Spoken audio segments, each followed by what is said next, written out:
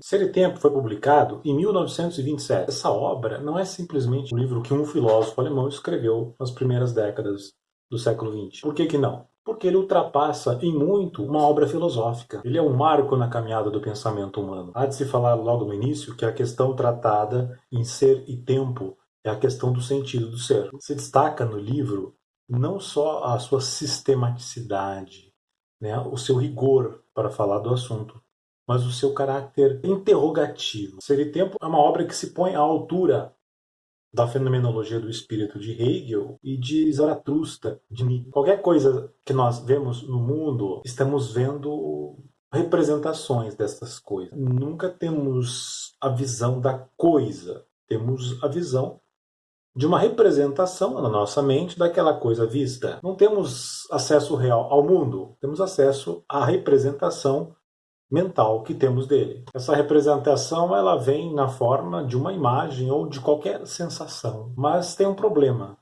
Para poder representar, a própria representação não pode ser representada. O que possibilita a representação? Ninguém pode pular a própria sombra. Falamos das coisas por representação. Em todo pensamento se dá algo que não somente não pode ser pensado, mas a questão do o que torna possível o pensamento. Toda representação vive de acolher e aceitar os limites do mistério da realidade. Porém, as coisas do pensamento não constituem um privilégio de nenhum ter, de nenhum agir. São apenas um modo de ser. Podemos dizer que a arte de pensar é um modo extraordinário de sentir. Também de escutar o silêncio do sentido. O ser só pode ser determinado a partir do seu sentido. Como o ser é indefinível, é indizível, tentar buscar o ser é tentar buscar um sentido para ele. O ser é tão inalcançável que por mais que a gente continue tentando, só o que a gente vai encontrar é um sentido para ele. É o sentido que se dá, ou o sentido que nós daremos. A gente não tem uma definição do ser, mas sempre que se trabalhou essa questão, ganhou-se em experiência na busca do seu sentido. Né? Ganhamos a experiência de que o ser sempre se esquiva, se retrai em todas as tentativas de apreendê-lo. Qualquer esforço para representá-lo ou defini-lo, aprendemos que o ser se retrai. E essa busca pela definição do ser serviu para isso, para descobrirmos esse movimento de retração do ser. A busca pelo ser serviu para descobrirmos ou confirmarmos que não se tem uma resposta e que o que nós temos que fazer é buscar o seu sentido. O que descobrimos então é que o ser se afasta. Mas tem um porém. O ser nunca se afasta completamente. Tenta definir o ser, ele foge. Mas ele não foge completamente. Mas qual é o sentido do ser? O sentido do ser se dá na medida que o ser se retrai. Falou do ser, identificou o ser. Pronto, o ser assumiu. O sentido do ser é fugir da tentativa de aprender e defini-lo. Não é muito subjetivo falar isso? O sentido do ser é justamente na medida que se dá o retraimento do ser. Será que é esse mesmo o sentido do ser? No fundo, o ser tem nele um nada. Por quê? Porque o ser ele é ausente. O ser nos impõe que nos contentemos com o seu sentido. Ele nos impõe que nos realizemos com o seu nada. O ser nos impõe que nos relacionemos com o seu retraimento, que nos relacionemos com sua ausência. E será que o ser não é apenas um elemento da linguagem? Não. O pensamento do ser é inseparável das falas e das linguagens, mas não só da linguagem, porque ele é separado da linguagem com o seu respectivo silêncio da linguagem. Existem várias falas, a fala da arte, a fala da técnica, a fala da ciência, mas o sentido do ser, ele não chega por uma fala, ele chega pelo silêncio. No silêncio, o sentido do ser chega em um dizer sem discurso. Ele chega em um discurso, sem fala. O ser se faz sentir tanto na presença como na ausência. O discurso simplesmente se cala diante do ser. Em alguns momentos, podemos expressar o sentido das coisas, mas em vários momentos, o que a gente expressa nas palavras não são as palavras, são os sentidos delas.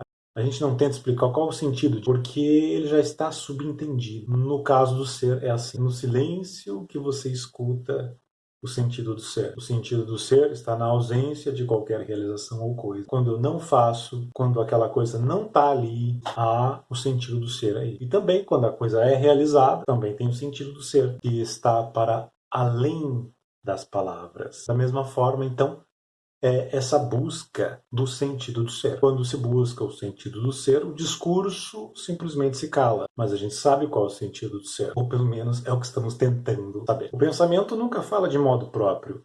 Ninguém pensa. O pensamento já é uma resposta. Essa resposta veio de já se ter escutado. Toda pergunta ou questão do pensamento torna-se radical, por já ser sempre uma resposta. Por quê? Porque o pensamento nunca fala de modo próprio. Sempre responde por já ter escutado. Só que se consegue dizer a palavra essencial na escuta do sentido, a essência da palavra. Só muito raramente o pensamento chega à essência. Só muito raramente o pensamento chega na escuta da essência do sentido. Há algo no sentido das coisas que entrelaça tudo, principalmente no sentido humano. Há uma coisa que entrelaça, que está relacionada com todos os sentidos. Qual é o sentido da vida humana? Né? O fim da vida é uma coisa gritante quando a gente quer falar a respeito do sentido das coisas. Né? O sentido do ser, ele acaba indo que meio que para o sentido da vida humana também. Né? A gente pode analisar um sentido do ser mesmo, né? Parece que se torna um tema secundário, né? Porque primeiro tem que analisar o sentido da vida humana. Né? E quando você fala do sentido do ser, também você está falando do sentido da vida humana. O homem é o ser que fala, mesmo quando não fala. O homem é o ser que fala, mesmo quando cala. O homem recolhendo-se no silêncio do sentido, assim como é o ser que morre. E mesmo quando não morre e vive, recolhendo-se à temporalidade da existência. A linguagem remete para além das palavras. E a linguagem também remete para aquém das palavras. Só fala porque há o calar. Se não houvesse o calar, não haveria fala. Pensou nisso já? Só é possível falar porque a fala termina em um calamento. A fala essencial é o silêncio. Por isso não há nada nem além e nem aquém das palavras. A gente diz que o ser é essa coisa que se retrai quando a gente tenta apreendê-lo. Porém, o ser é o que é justamente por retirar-se, justamente por calar-se. É isso que nos possibilita falar, perguntar, questionar, dizer. Porque essas ações, esses elementos que aparecem no mundo, calar, questionar, dizer, são elementos que dependem da retirada, deste retraimento do ser. Né? Pensou só que se o ser não se retraísse, não poderia haver essas coisas, esses elementos no mundo. Né? O ser se retira para o ente aparecer. Isso permite nos realizar como seres humanos, existindo desse modo, fazendo o que fazemos. O retraimento do ser possibilita fazer alguma coisa. O retraimento do ser possibilita acontecimento. A gente só pode falar das coisas porque de tudo que se vem a falar é preservada essa impossibilidade que se possa dizer qualquer coisa. Então é preservando essa impossibilidade de que o ser venha a se manifestar é que é possível tudo. Também que se pode dizer qualquer coisa que se diga. Na conjuntura existencial da presença, o princípio é a busca da realização do fim. E o fim é a plenitude do desenvolvimento do princípio. Qual que é o princípio das realizações? É o fim, não o sentido. É a busca da realização do fim. Tudo que começa termina, tudo que começa tem um fim. A busca da realização desse fim parece que é um princípio. Em toda realização, em tudo que se faz, em tudo que acontece, em todos os fenômenos, o que está lá na ponta dele? O fim. Então seria o princípio dos acontecimentos e das realizações o fim? Se havia algo a se realizar, se esse princípio, então, se realiza plenamente, então ele chegou ao fim. Né? Então o princípio, né, é a realização do princípio é o fim. Então, e o ser e tempo, ele tem uma dificuldade, que é a dificuldade da própria língua portuguesa. Né? O ser e tempo escrito em português. Por quê? Porque a língua portuguesa é uma língua, né, que está numa época da técnica. A era da ciência, a era do consumo, não favorecem o espírito criador das línguas. Sem muito esforço, quando você vê, já transplantou palavras técnicas, né, termos científicos, siglas, termos publicitários das línguas exportadoras de bem. O português é uma língua de uma cultura exportadora de bem, exportadora de cultura, de serviços, de invenções para com as exportadoras. E para que serve um idioma? Uma língua propriamente dita, para que serve?